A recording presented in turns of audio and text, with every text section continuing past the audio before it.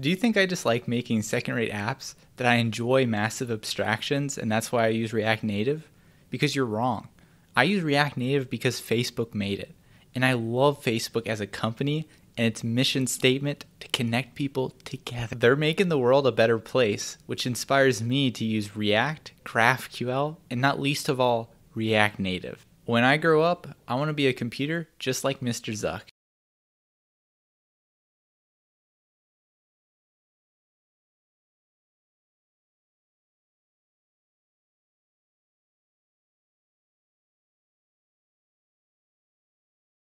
There's a lot of people that don't see eye to eye with me and think React Native is complete crap. And they're always telling me the best way to build a native app is with Swift and Kotlin. Which in my head, I'm always just like, oh, my bad, I didn't even realize that was an option. Spending the next 6 months creating an iOS app in Swift, and then spending the next 4 months re-implementing it in Kotlin for Android. But now that you say it, that sounds like a great time. The thing is, they're absolutely correct in that when you write an app in Kotlin or Swift, it's usually going to lead to a better app in regards to performance and just all of the things. And I say usually here because there are some developers out there that, they'll write you an app in assembly and it just comes out slower than a Python interpreter. Anyway, here's where I have a problem with this. In the year 2020, the worst year in existence, I find it absolutely ridiculous that if I want to render the same text on this screen as I do on this screen, that I have to learn 2 totally different programming languages, 2 totally different app frameworks, and have 2 totally different code bases. The fact that this is the default way to build apps just blows my mind. How do we not have a better standard at this point? And I get it, Android is totally different than iOS, but the first thing that we learn as junior developers is dry. Don't repeat yourself. Yet here we are. To be fair, one of the first lessons you learn as a senior developer is a leaky abstraction is worse than just repeating yourself twice, so there is that too. But come on, I just want to render some text on 2 black rectangles, Plus, don't forget, as soon as the user presses the Chrome or the Safari app and then they go onto your website, you're going to need a totally different code base for that as well. Dan, don't make an app. I only use mobile websites. Just make a mobile website. I hear developers say this all the freaking time, especially on Hacker News. They're just like, oh, I don't download apps. I didn't download the Facebook app. I just use the mobile website. It's great. You should just make a mobile website. And they love PWAs. And that's great if your audience is developers.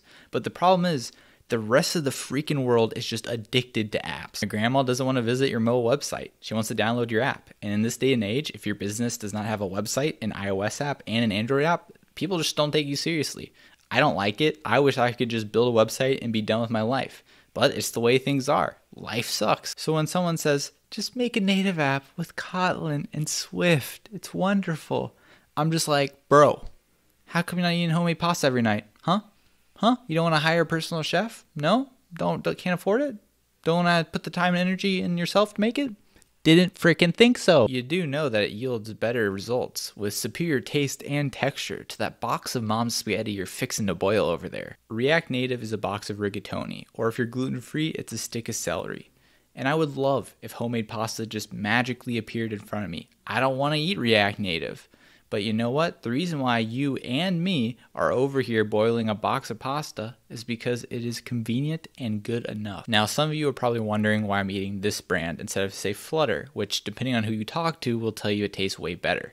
But for me, I've actually kind of lost interest in Flutter. And the main reason for that is it doesn't really have the same level of support for sharing code between an app and a website. React Native uses JavaScript, websites use JavaScript, and so it's easy to share JavaScript between the two. To give you an idea of what code you might share between the two, here's some of the stuff that I share. So constants, validation logic, random utility functions, business logic, data fetching, NPM libraries. And if you're using React on your website, you can share React stuff in both places. So I'll share stuff like custom hooks and any like state management stuff. And that's what I'm sharing between the website and the app for my cooking project. And it saved me a bunch of time and effort not having to redo everything and just the maintenance cost. Plus, if you want to go even further and share UI code, React Native Web is an option where you can write your React Native code and then use that for a website as well.